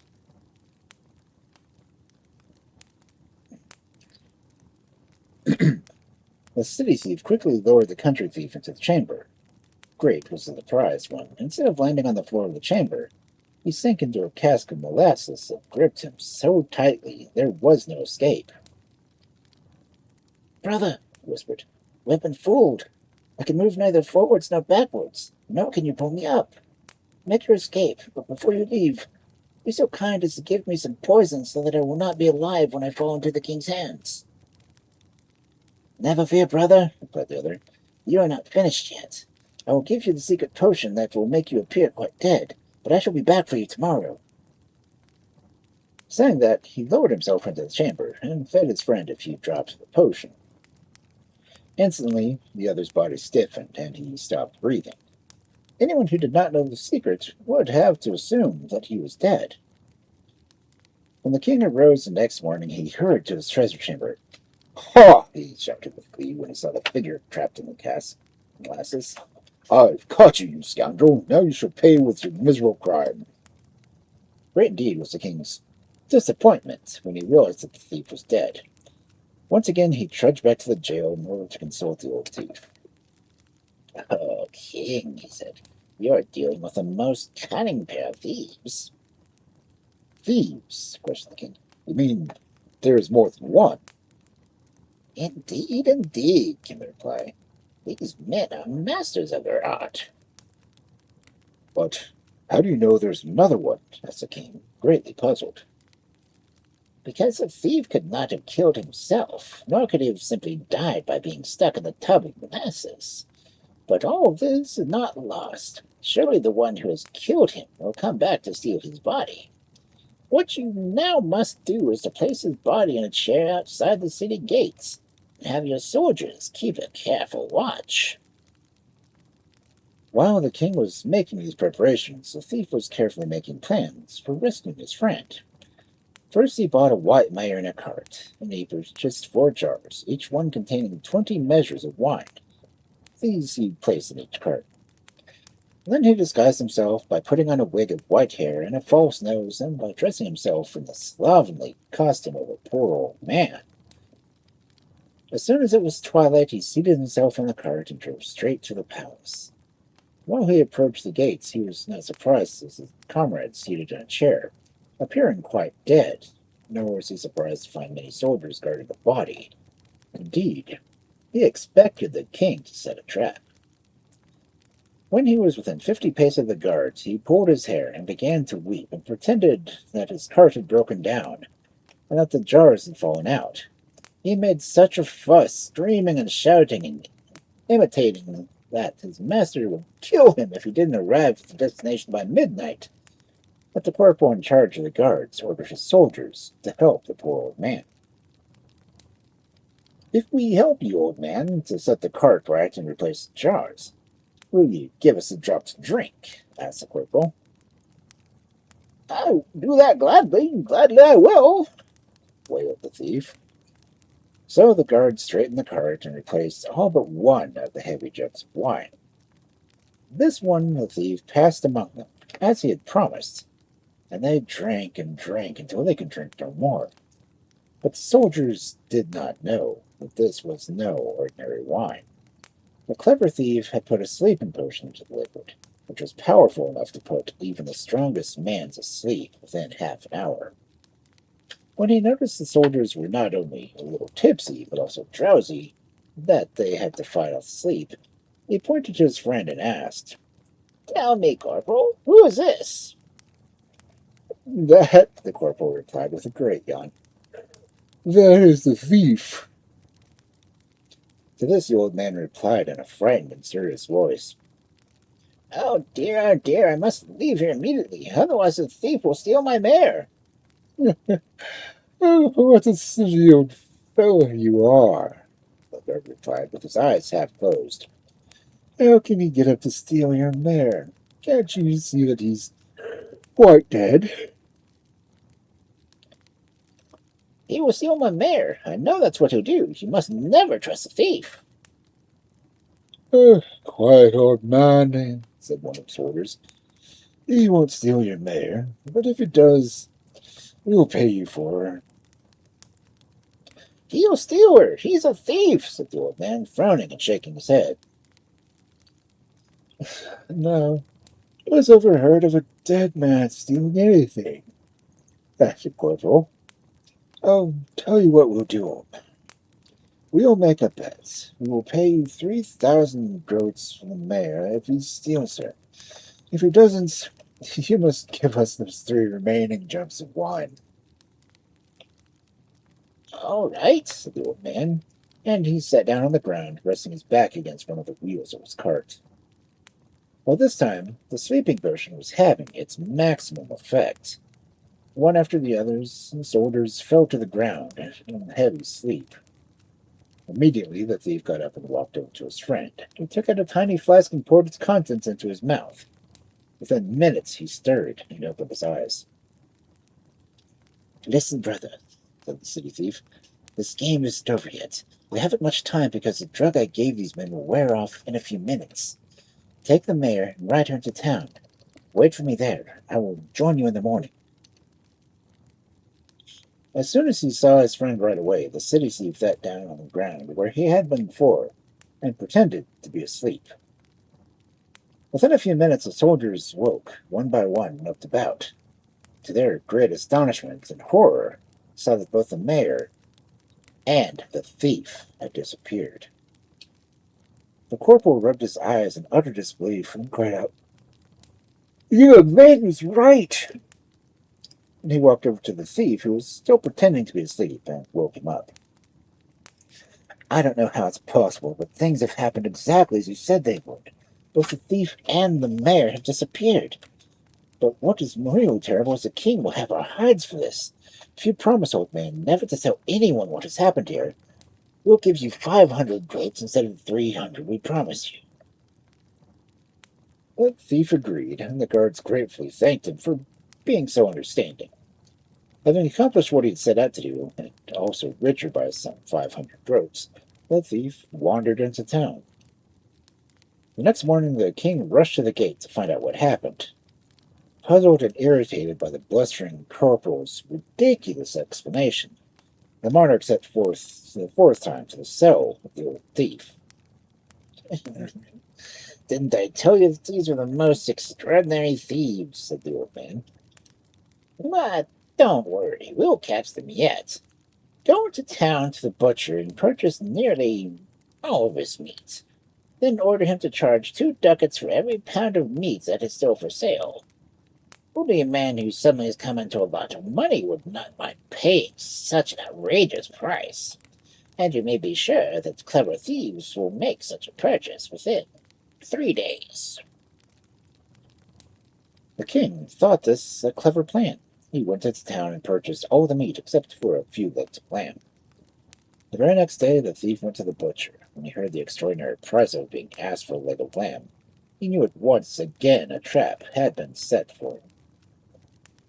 "As much as I would like to do business with you," he said, "I cannot afford it." He stomped out of the shop, only to return a few minutes later. "My cart is broken down," he said. "I wonder if you would be kind enough to lend me an axe so that we can repair it." The butcher turned his back to fetch the axe. The thief quickly cut down the biggest leg of lamb and stuck it under his coat. Then he took the axe and pretended to repair the vehicle. He returned the instrument and profusely thanked the butcher for his help. The same evening the king went to the butcher. "Well, butcher," he shouted, "King, did you have your customer?" "Your Majesty," cried the poor man, terribly afraid of the king's wrath, "I don't know how it happened or who did it, but one of the legs of lamb was stolen." The king was amused and annoyed at the same time. He began to enjoy playing the game of trapping the thieves. Thus, instead of condemning the butcher for his stupidity, he only nodded his head and whispered, "I'm not surprised. I'm not at all surprised."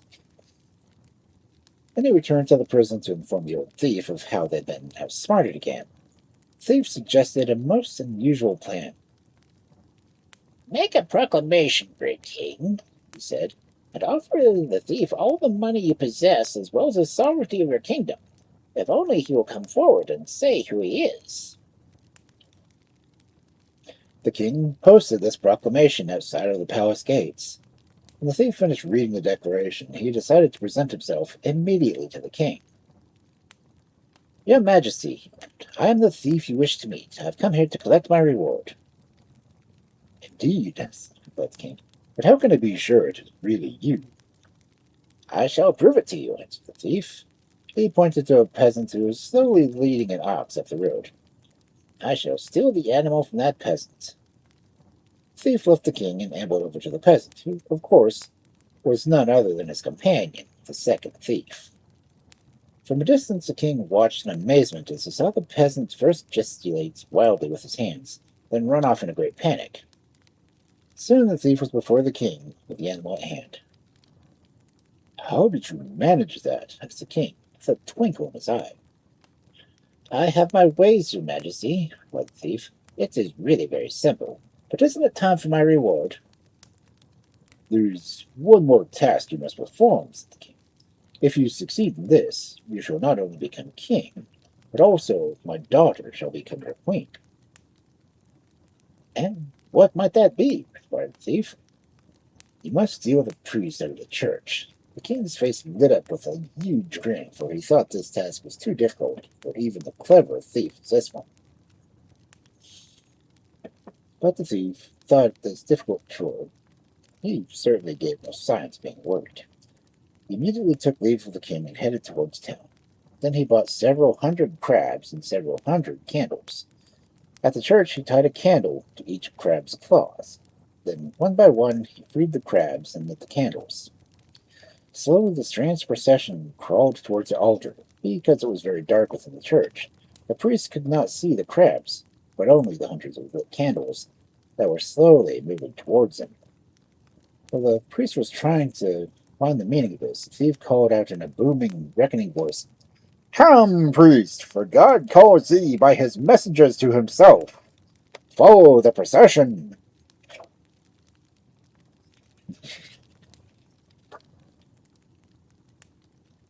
Thus the thief, followed by his crabs, who in turn were followed by the priest, arrived at the palace.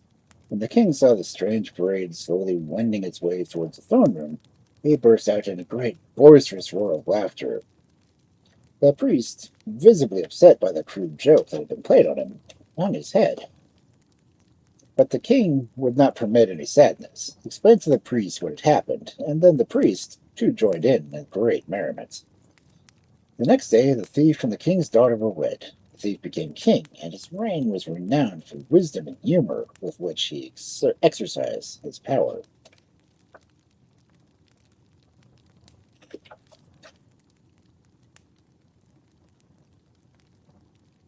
Okay, we're on the last story of the book, and if I have to, I will pause the ads. It's about 6 minutes. A bottle of brains. Once, not too long ago, there lived a fool who wanted to buy a bottle of brains because he was tired of being laughed at and tired of getting into trouble because of his foolishness. He was told that he'll be able to get what he was looking for from an old gypsy woman who lived up on a hill. She dealt with potions and herbs and spells and things. So the fool asked his mother if he should go out and seek the gypsy woman and buy a bottle of brains. "That you should do," answered his mother. "You're sorely in need of some brains, but mind your manners when you speak to the gypsy, for gypsies are easily displeased." So off went the fool right to the top of the hill. There he found a gypsy sitting by a fire and stirring a big pot. "Good evening, ma'am," he said. "It's a fine night." "That it is," replied the old gypsy as she continued stirring. "Maybe it'll rain," said the fool, nervously sloughing one foot to the other. "Maybe," replied the gypsy. "But maybe it won't," said he. "Maybe not," said she. And he scratched his head and twisted his hat, so embarrassed that he was about to ask for brains. "Well," the fool asked, "we've talked about the weather. Let's talk about crops. They're getting fine." "Fine? And beasts are getting fat." "They are," she replied with a smile. "Well, I guess I've done enough polite talking," said the fool. "Now let's talk business. Have you any brains for sale?" "That depends," replied the gypsy. "If you want a king's brains, or a soldier's brains, or a teacher's brains, the answer is no. I don't keep those." "Oh, no," said the fool. "I just want ordinary brains fit for anyone. The kind that everyone else has." "Well, I might be able to help you out with that," said the gypsy. "But you'll have to do something for me." "And what might that be?" "Bring me the one thing you like best in all the world, and then I'll tell you where to get a bottle of brains." "But how can I do that?" said the fool, completely puzzled. "That's not for me to say. Find out for yourself, lad. But when you bring me that thing, I'll have to ask you a riddle. Only in that way will you be able to tell if you have brought me the right thing." The fool returned home and told his mother what the wise gypsy had said. "Then do as she asked," advised the lad's mother. "Certainly it would be good for you to buy some brains. Then you would be the same as everybody else."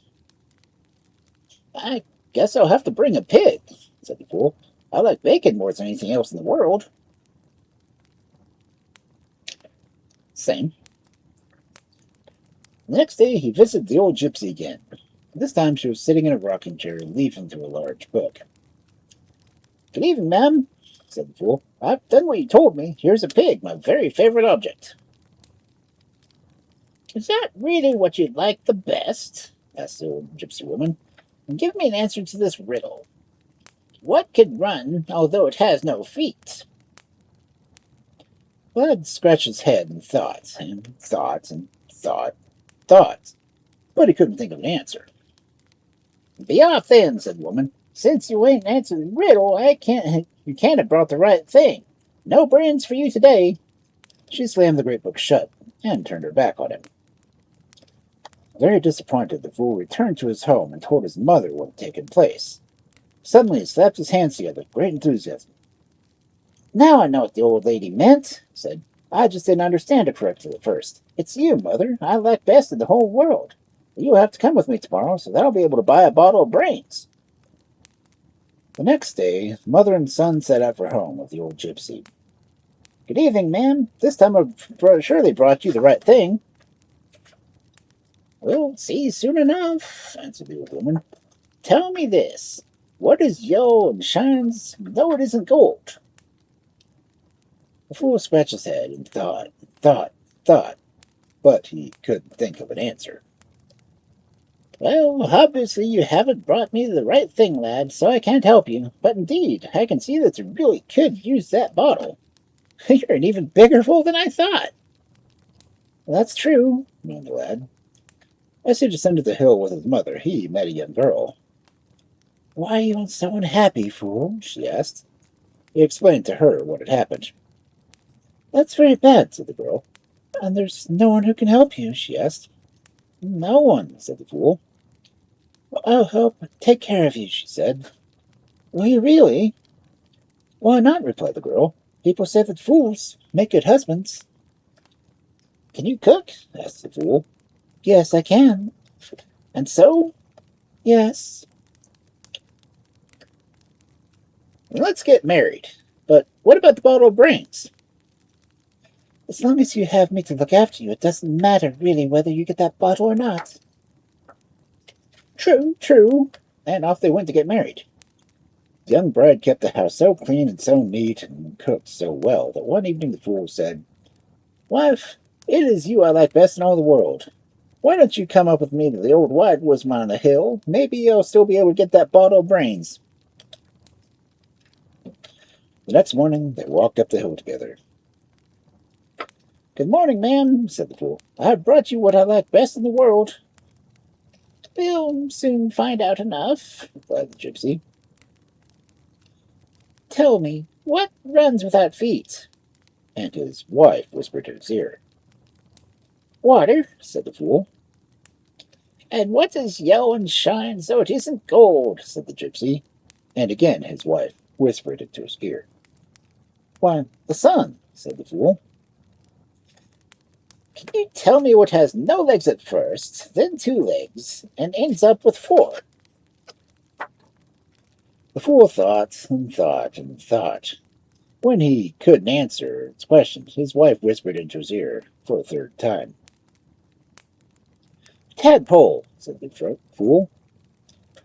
That's right, said the gypsy, and I can see that you have a bottle of brains already. And where's the bottle? Asked the fool. In your wife's head, laughed the gypsy. The only cure for a fool is to find a good wife to look after him. That you have done. So be off. The fool and his wife went home together.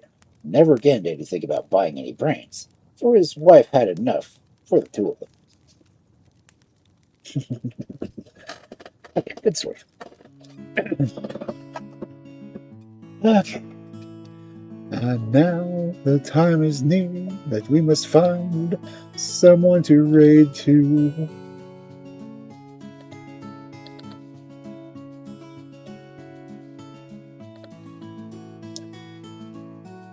Kind of hard to call this a series. It was only 2 sessions, but still.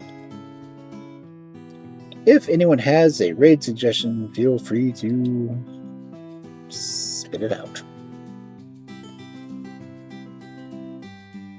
If not, I will just raid someone.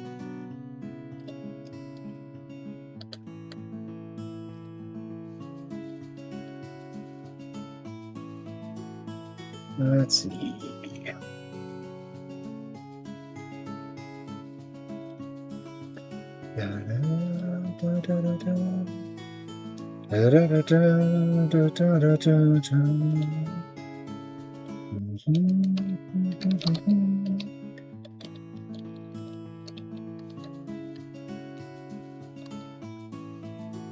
Those are the red messages.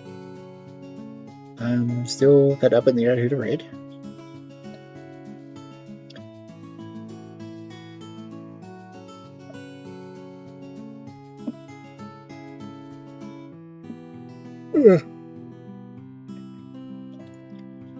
Yeah, no to raid. We will raid you.